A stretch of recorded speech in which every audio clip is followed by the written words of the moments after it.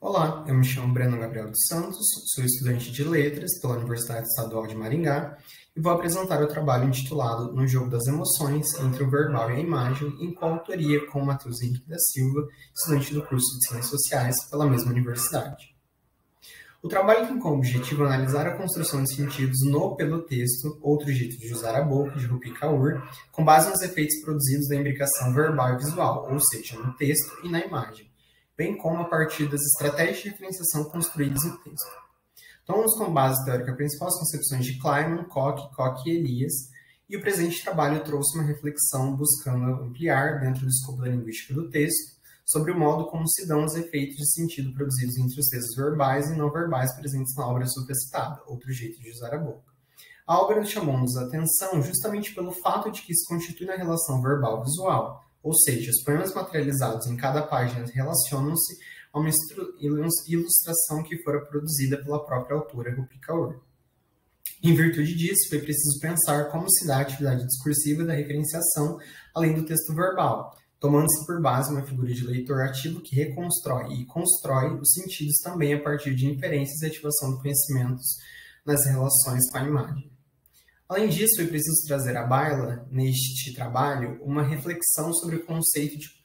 de conhecimento prévio com base no que foi proposto por Klein, a saber, o conhecimento linguístico, o conhecimento de gênero e o conhecimento de mundo, buscando encadear o papel de tais conhecimentos ao processo de referenciação, partindo da interdependência de duas diferentes materialidades, imagética e verbal. Dessa maneira, tomando o processo de referenciação como atividade discursiva dinâmica na qual os objetos de discurso são introduzidos, modificados, reativados e recategorizados de modo a reconstruir-se o texto no curso da progressão textual, estamos compreendendo essa atividade na relação com a ativação de conhecimentos e esquemas mentais para a instauração de relações semânticas e conceituais. Em termos de materiais de análise, selecionamos para este trabalho uma textualidade extraída de cada capítulo de Outro Jeito de Usar a Boca, de Rupi Kaur. O primeiro texto extraído é esse, que está no capítulo... O primeiro recorte selecionado está na seção O Amor, e já traz um poema em que o eu lírico rememora o fato marcante ligado à gravidez da mãe, é seguido de uma ilustração de um corpo feminino que carrega um bebê no seu ventre. No material de análise que diz respeito ao capítulo Amor, o legente se depara com um poema de 11 versos, texto verbal, que está em uma relação de imbricamento, ou seja, junto com uma ilustração, que nesse caso é o esboço de uma mulher grávida, de cabelos longos e escuros, que está nua, com a cabeça levemente abaixada, contemplando seu ventre. Ao dar início à leitura, percebe-se que a imagem da mulher representa a mãe do eu lírico, sendo possível afirmar no primeiro verso, onde se encontra o pronome possessivo de primeira pessoa do singular, minha, que acompanha o substantivo mãe.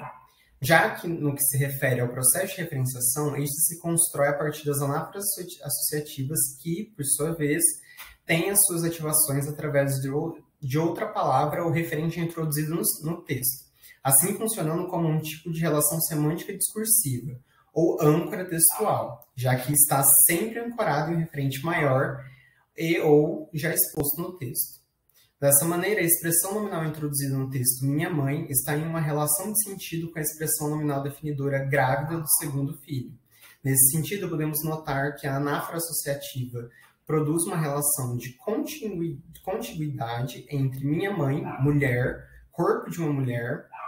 e uma parte de seu corpo. Nesse caso, a progressão do texto se dá a partir de retomadas de expressões nominais como barriga inchada e pés da minha mãe, em que as partes do corpo da mãe estão em uma relação de sentido com o todo do corpo da mulher-mãe. Também a expressão o corpo de uma mulher é significada em uma relação de sentidos com expressões nominais que apontam para a dimensão do sagrado, a coisa mais próxima de Deus e de onde vem a vida. Tais expressões nominais descrevem e qualificam essa figura, já que o conhecimento sócio-histórico cultural compartilhado contribui para a formação dessa imagem e discurso. Para mais, ainda no aspecto da referenciação, quando o eu lírico fala sobre a mãe, sempre se materializa o pronome possessivo de primeira pessoa minha, que se trata de uma forma remissiva pronominal. Porém, no ato de se referir ao pai, o eu lírico constrói o referente a partir da expressão um homem adulto. Dessa forma, se cria um distanciamento entre ela, o eu lírico, e a figura paterna, o que possibilita ao sujeito leitor levantar hipóteses de que essa distância seja fruto dos traumas vividos pelo eu lírico, já que vítimas de abuso durante a infância tendem a temer figuras que se assemelham às pessoas que as abusaram. Assim, resultando em comportamentos de submissão, vergonha e medo por parte do sujeito abusado. No que diz respeito ao campo imagético, é possível entender a ilustração como uma forma de retomada do referente minha mãe, por meio da introdução de uma formulação visual de uma mulher esboço grávida e despida, de cabelos negros e longos, remetendo a uma mulher indiana, acariciando seu ventre, em que se pode notar a imagem de um feto aconchegado no útero materno. Desse modo, partindo de uma interpretação em nível macro, em termos de mobilização de um conhecimento de mundo sobre a mulher como geradora da vida, é possível que o sujeito leitor entenda esse corpo gestante como algo divino, com apoio do sexto e sétimo verso, ou abençoado pela natureza, já que esse dizer é perpassado pela história, tendo início em Gaia, mãe terra, na mitologia greco-romana. Para além, a imagem evoca, por meio da mobilização do conhecimento sociocognitivo do leitor, a ideia de amor materno, ou seja, a forma mais pura de amor que acontece de maneira natural e espontânea de toda mãe pelo seu filho. Sendo assim, a ilustração, além de retomar o referente de mulher grávida, que no plano verbal, retomado e atualizado no poema, ainda acrescenta novos sentidos relacionados às relações, trocas afetivas entre a mãe que gera e seu bebê, com efeito, no plano verbal, o poema satura sentidos ligados à dimensão sagrada da mulher que gera a vida, a imagem amplia a significação, convocando sentidos sócio-históricos inscritos na mente do leitor, ligados a uma memória da gravidez como um momento mágico em que se constrói uma relação de afeto entre mãe e filho. Nesse movimento entre o verbal e a imagem, os sentidos de mulher grávida se relacionam ao sagrado do corpo da mulher, que está próximo de Deus, o corpo de onde vem a vida, no verbal, e de afeto e amor quando somos coagidos pela composição visual de uma mulher nua e despida e contempla seu ventre, no qual podemos contemplar um feto protegido, que o acalanta com carinho e cuidado. Assim sendo, se compreendermos o referente como objeto do discurso, é por meio da linguagem que a referenciação se realiza. Desse modo, como notamos na análise empreendida acima, é extremamente necessário que o sujeito leitor ative por meio das pistas linguísticas e não linguísticas apresentadas no contexto, nesse caso na formulação visual de um corpo da mulher grávida na relação com o poema, seus conhecimentos de diversa ordem, conhecimento de língua, de mundo, do gênero poema. A imagem se torna decisiva para o gesto de nomear a seção amor, que faça sentido. Esse é o segundo texto extraído do livro. O segundo recorte a ser analisado diz respeito a um poema na relação com a ilustração na seção intitulada A Ruptura. Nota-se que a materialidade verbal, um poema de curta extensão, ocupa a parte superior da página e apresenta uma composição, o uso do paralelismo de par de estrofe, ou seja, o uso da repetição do pronome de primeira pessoa do singular no início de cada verso. O referente eu, nesse caso de natureza deítica, é introduzido e mantido no texto, se trata de uma forma pronominal eu que faz remissão em uma relação de referenciação contextual ao próprio eu lírico, que reflete sobre seu processo de ruptura e um relacionamento, ao mesmo tempo que se lança em um diálogo com o ser amado, já que ela fala no poema que saiu do relacionamento, não porque deixou de amá-lo, mas sim porque deixou de se amar.